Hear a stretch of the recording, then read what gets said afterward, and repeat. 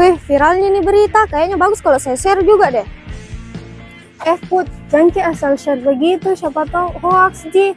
Harus ki bijak dalam menggunakan sosial media. Berhati-hati ki dalam membagikan postingan. Jangan ki mudah menyebarkan informasi tidak akurat dan isu sara. Manfaatkan ki juga sisi positif media sosial. Terus tetap ki menjaga sikap dan etika dalam berinteraksi dengan pengguna lainnya. Dan yang terakhir itu harus membangun relasi. Oh, jadi gitu ya. Penggunaan media sosial harus dilakukan dengan bijak dan penuh rasa tanggung jawab. Kebijakan dalam bermedia sosial menjadi salah satu aspek penting untuk memastikan kelancaran proses demokrasi.